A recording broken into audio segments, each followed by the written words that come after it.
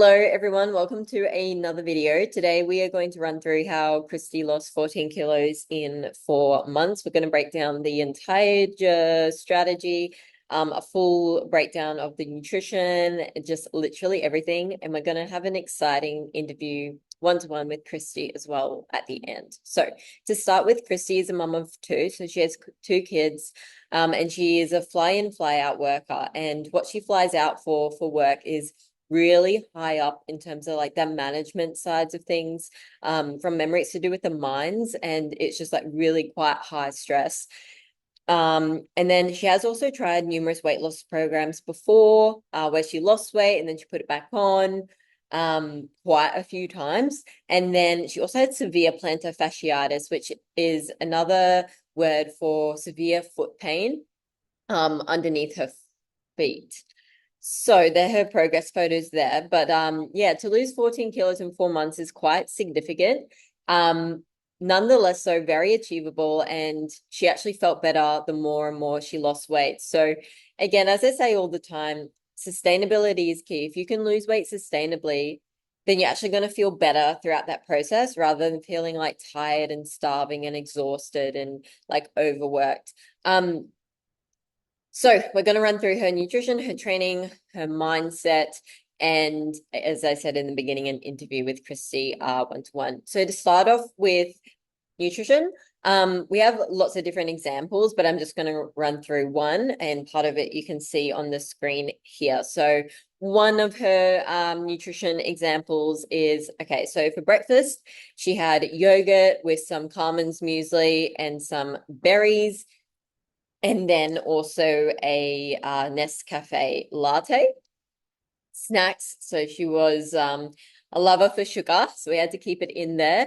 We had the Habio gummy bears and Freddo frogs. Now, little hot tip with this one as well, if you love, unhealthy snacks per se, majority of the time they come in like snack pack sizes. So instead of getting like the big like family size or share size of gummy bears, you can get the packet that has lots of little packets in it, which is so much easier to like literally see, okay, I finished my packet, I'm done now, rather than overeat. So that's a really good portion control factor without feeling like you're restricting yourself. And it's the same with like milk chocolate there, because it was a Freddo frog and it's like just a Freddo frog in a packet, rather than saying, oh, I'll have 10 squares of Cadbury chocolate. Like it's hard to have 10 squares and not finish the rest of the packet. Whereas if you have a Freddo frog packet, you can visually see, okay, I've had my Freddo frog, it's gone now, it's done. So yeah, that actually helps a lot of women, I've noticed. For lunch, she had some chicken and veggie soup. At this time, it was quite cold, so that was perfect for her. For snack, again, in the afternoon, she had some sea salt kettle chips. And then for dinner, she had some rump steak with some potato and some peas and some carrots, which was also a very common family dinner that she had. So it suited her kids as well. And then as a dessert, we had a Magnum ice cream. And then these are 2 supplements that I encouraged her to have for certain health conditions. One was glucosamine and chondroitin, and then the other one was curcumin phytosome. And essentially, yeah, I won't get into detail with those ones too much, but they did really, really, really help her, along with obviously losing weight. Now, as I mentioned, it wasn't just about the weight, it was about her energy levels. She was extremely tired, and her foot pain that she was in as well. Now, before I get into this training sides of things and how we actually helped her with those other things, other than just the weight, because I can't stress it enough, honestly, pretty much every conversation I've ever had with any woman, it's not just about their weight. Like losing weight and getting to a healthy weight is a great thing. And it should be like your number one priority, because any minute of the day, any hour of the day, any week, every month of the year that you are overweight, you are putting your health at risk, your vitality at risk, etc. So I understand that. But alongside comes things like sleep apnea, severe fatigue, rah, rah, rah, rah. And for her, it was severe fatigue, okay? Just feeling so low in energy, particularly with such a high stress job, and then really bad plantar fasciitis as well, which meant like when she went to the gym, she didn't want to walk around too much. And yeah, so Just wanted to pop that in there. But now, one thing that we realized with her was her mindset. Okay. Now, mindset is a bit of a generalistic term. And the reason I have chucked in this video here, which I'm going to play in a second, I know it looks like an image, but it is a video. The reason I want to chuck it in here is because a lot of the time there are mindset shifts that are necessary for you to lose weight, okay? A lot of the time this is with reference to your relationship with food. For other women, it's not like that. It's more of like a mindset accountability shift, or maybe it's a self-love shift. Maybe it's like learning to respect and love yourself so much so that you don't go into those self-sabotaging behaviors. Like, all I'm trying to get at is the mindset shift is different for everyone, okay? So I'm not saying that listening to this and healing your relationship with food is a thing that you need to do to lose weight. It might be, it may not be, but in some cases, for some women, it is. And this isn't the first time I've ran across a factor like this. And this was quite a bit of like a light bulb moment for her that just made her journey, once she realized this, just be like, oh, that all makes so much more sense. Like, I'm not crazy, I'm just a human being, but this is why I think the way I think, blah, blah, blah. So I'll just play it here and I'll let the video speak for itself. The way you were raised, like the environment you're in, and you said your parents told you that you had to finish your plate, and it's a respect thing. So you were basically had that, system in your brain and those thoughts, patterns in your brain to always finish your plate because it's a respectful and right thing to do by others. But understanding where that's coming from and how that's maybe impeding on, your weight loss journey now has obviously helped you mindfully eat and create a new way of thinking with portion sizes. And I did watch both the emotional eating, because that was me. I was get to the end of the day, had a stressful day, eat tons of like sugar or whatever that helped. Sometimes it would be salty stuff, but most of the time it's sugar. It was my weakness, and I would just be sitting there eating mindlessly.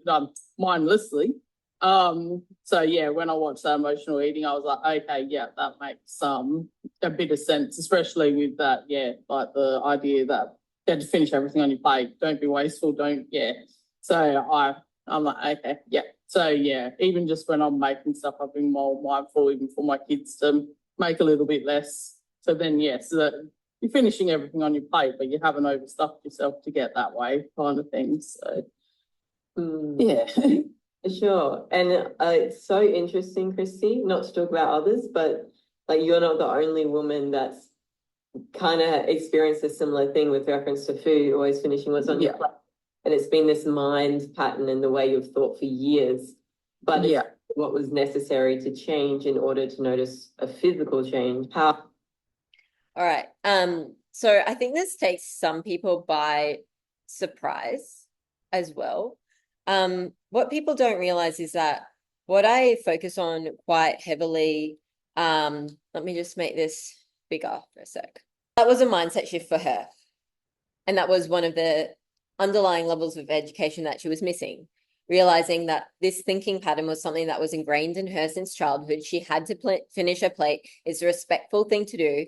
But then when she got older, maybe she wasn't growing and didn't need so much food, or she was incorporating a really high stress job that made craving and binging behaviors more likely. That's where the weight gain actually came from. But she wouldn't have realized that if she didn't look into the mindset. And as she said, she watched both emotional eating videos within the course, which really was like a massive light bulb moment for her. Right, so moving on to exercise. And the reason I didn't put anything in here was because firstly, her plan changed, okay? Because her body got fitter, she lost weight, and primarily to begin with, it was about relieving her plantar fasciitis. So I didn't want her doing squats and things that would aggravate her foot. So her plan changed a lot, but initially it was literally about losing weight to reduce the load that she was pushing through her foot, and that would have been aggravating the plantar fasciitis. making sure from a nutritional perspective and supplement perspective, we were healing and making that fascia as strong as possible. And then, you know, once she did and she wasn't in pain, we started implementing some at-home workouts that she could do.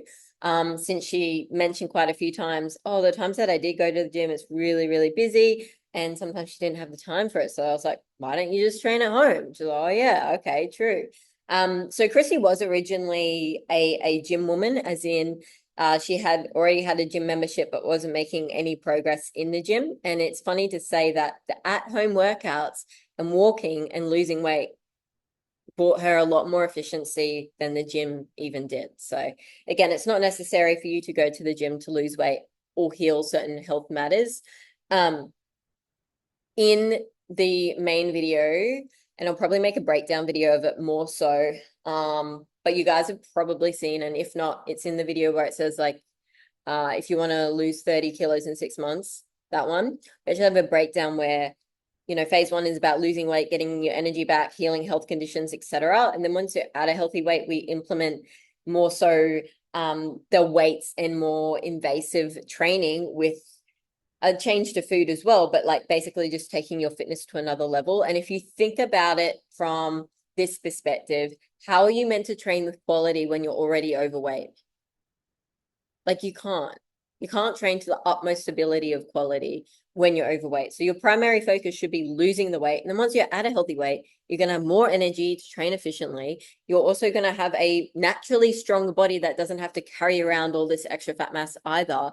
And then thirdly, you're going to have a lot more confidence as well because you're slimmer and you're healthier. It just makes sense. So that's why we have a certain, you know, flow work or flow chart per se as to how we approach these things.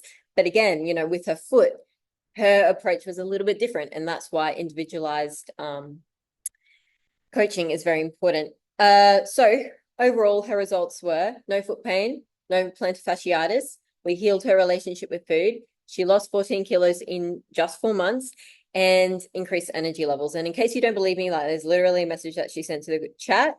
I shared her progress photos to the community of amazing women we have in there, and you know, everyone was commenting back, and she said, thank you girls, it's definitely has improved my energy levels, plus I no longer have heel pain, which is amazing. So that's something else that's great about the community. I won't get into that too much, but look, long story short, if you're the one that's new to a weight loss journey and there's people in there who have already lost weight or already come a long way, which Christy had, is very inspiring to you. So it's just a great supportive community to have in the back of your pocket. And whilst I'm here to encourage you and support you, I'm not the one overweight. I'm not the one on a weight loss journey. You are, and so are all of the other women within that community. So I think that's very, very important. Like people say, you are the sum of the 5 or 6 people you hang about the most, something like that. You know the quote I'm talking about, I'm sure.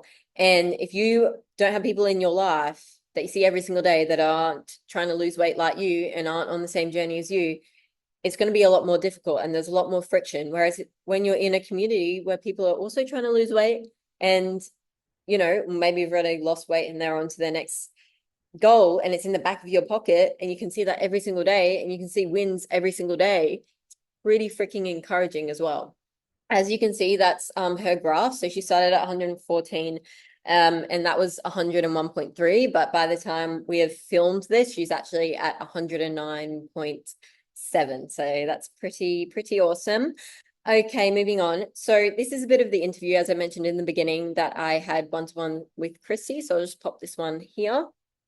So I guess, how do you feel like with reference to where you were weight-wise and what you looked like to where you are weight-wise now and what you look like?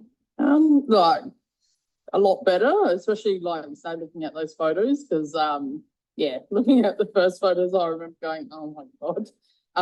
And I'm not like, it's not like I didn't know that I was big and unfit. And, like when I looked at my belly, I was like, it's just not what I was remembering. Because it's not like I was taking photos of myself. Yeah, now looking at it, I'm like, okay, I'm on the way. I can see the progress. I can feel the progress. Like feeling a bit fitter.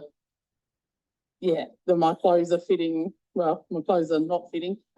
So yeah, I'm like going into smaller clothes that I have, and even to the point where I might have to buy new clothes, because obviously losing weight differently, my body shape's changed as well.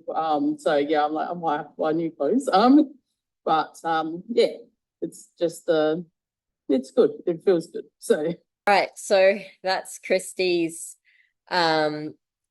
incredible journey. And I just wanted to finish off the video by saying, you know, when I met Christy, she had already tried to lose weight before. And in fact, she told me she'd done quite a few different challenges and things like that. She'd even had a coach before where she lost 10 kilos, but she felt shit the entire time, and she very easily put the weight back on. And I can honestly say, like, firstly, what those coaches were providing was unsustainable for her.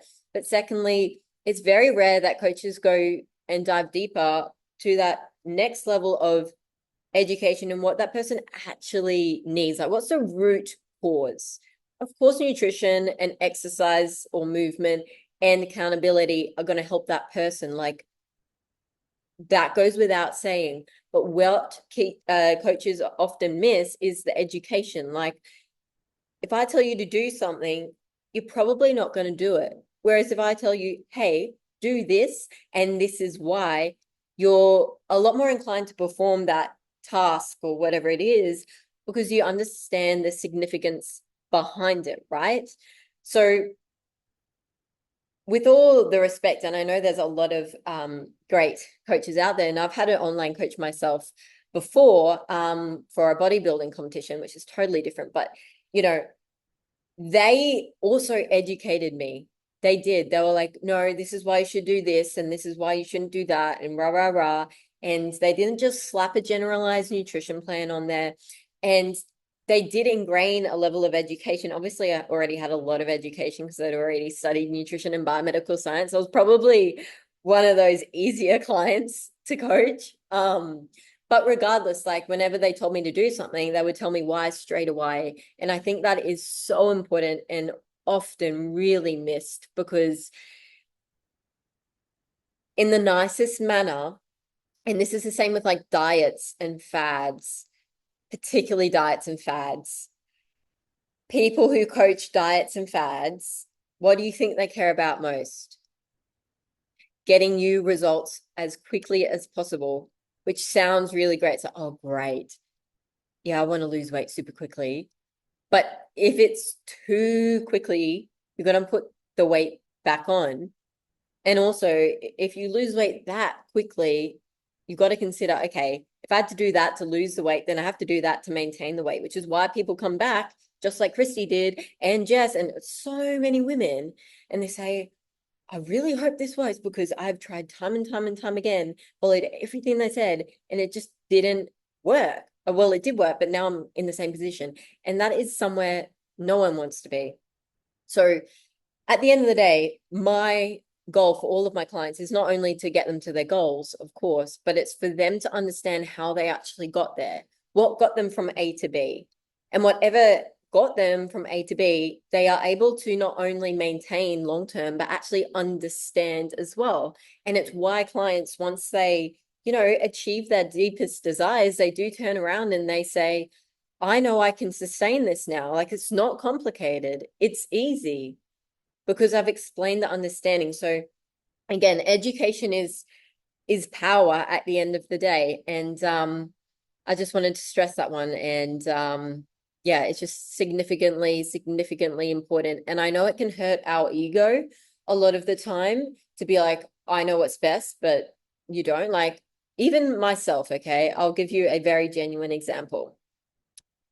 Recently, I hired a mentor from more so the business perspective of my coaching, because I was like, okay, I'm a great coach. I'm able to get my clients results. People genuinely trust me, like, awesome.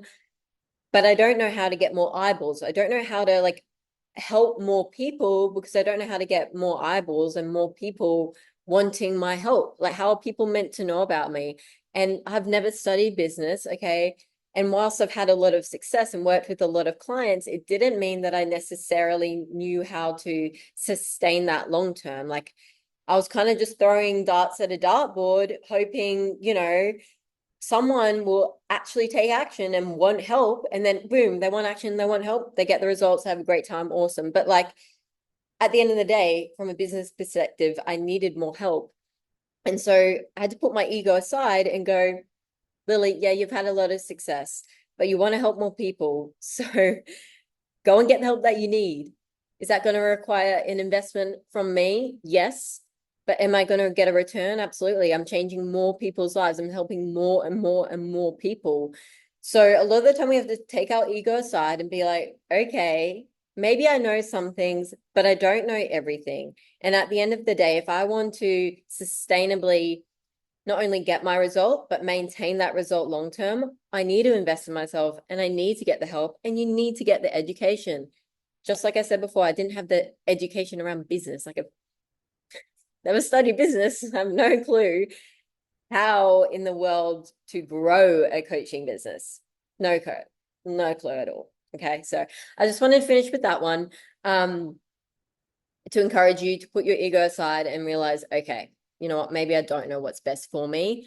And that at the end of the day, investing in something that is sustainable, just like Christy did, it changed her life. And she also feels like a better representation for her kids.